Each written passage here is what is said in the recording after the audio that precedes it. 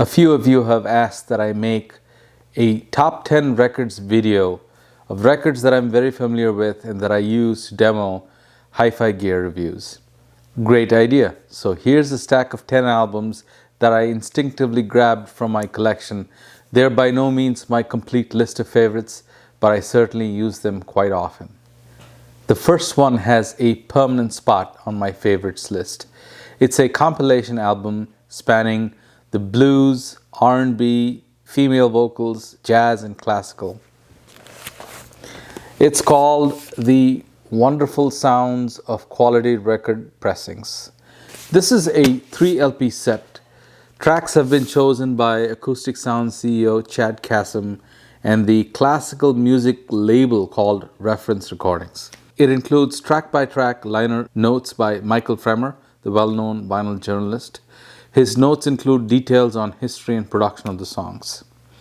So, if you want to test how well your hi-fi system can do live uncompressed dynamics, you have to check out the track called Stimela by the South African artist Hugh Maskela. Extremely wide dynamic range, very spacious with stunning tonal realism. When you have your system dialed in, this track is guaranteed to impress. The next one is Super Tramps, Brother Where You Bound. This is an ordinary pressing from A&M Records. Nothing fancy like the previous title. This is released in the mid-80s. Beastly, punchy yet melodious bass lines, gorgeous sounding saxophone, and fantastically recorded and mixed in vocals. Every track is a spellbinding rock melody. But check out the tracks No In Between and Better Days on side A, as well as the title track on side B. Excellent depth on the layering of the keyboards. Oh, and the flute combined with those melodic bass lines on the track Better Days. I think I'm going to play it really loud right after I finish this video. This next album is also available used at a very reasonable price. Emergency by Count Buffaloes. This is a Toshiba direct-to-disc pressing released in 1976. And this is yet another fine example of uncompressed dynamics and tonal realism. The keyboards, the bass guitar, and the percussion effects on this track, You're Right as Rain, are spookily realistic. The drum solo on side A by Akira Ishikawa is absolutely vivid and dynamic.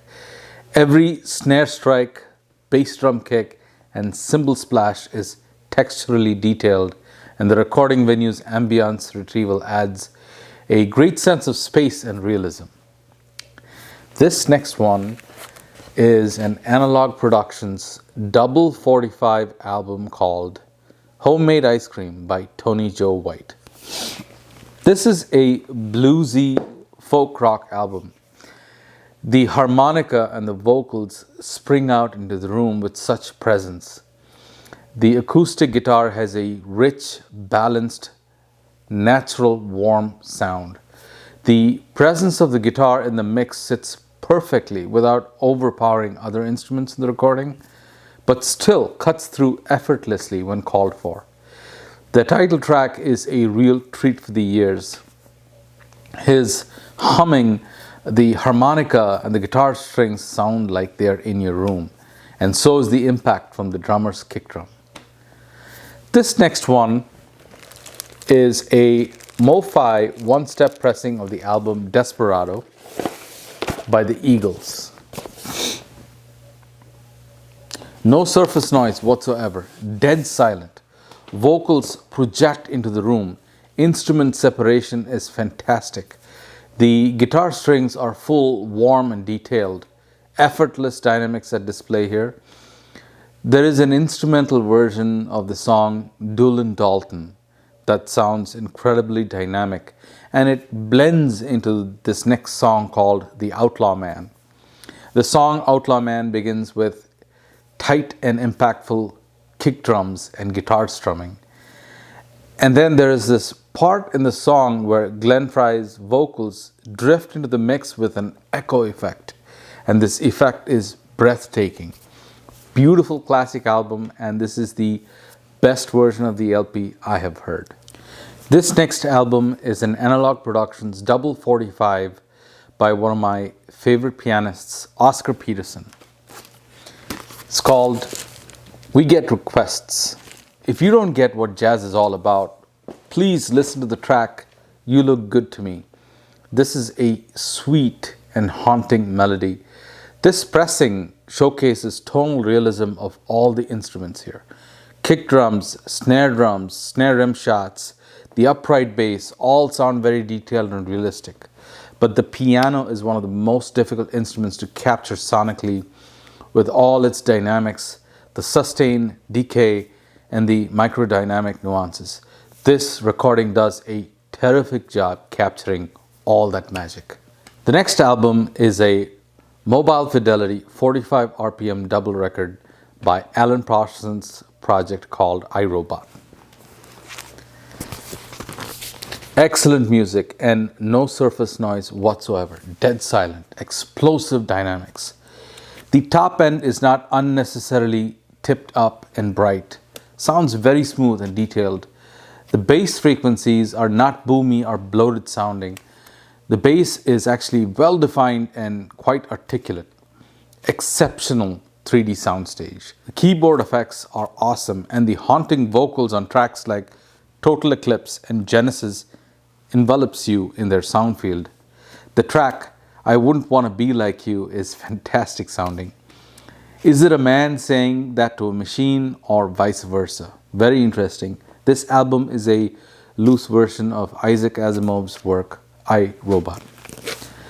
Next, this is a Chick Corea acoustic band live with John Petrucci on upright bass and Dave Weckl on drums. This record was recorded in 2018. It's a 3-disc Concord jazz album.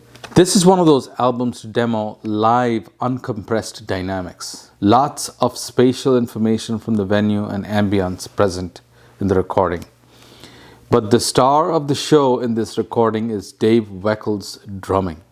Kick drums and hi-hats are so open sounding. Check out the 12-minute track called Humpty Dumpty. Turn up the volume and enjoy all those uncompressed dynamics.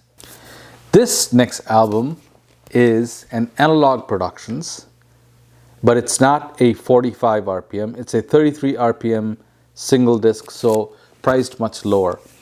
This is Miles Davis's 7 Steps to Heaven. As usual with all the rest mentioned above, the pressing has no surface noise. The tone and color of Miles' trumpet is so vivid and beautifully sculpted in the soundstage. A lot of depth information in this recording. Herbie Hancock's piano sounds beautiful and occupies a solid position in the soundstage. Okay, this last one for today is a solo piano album.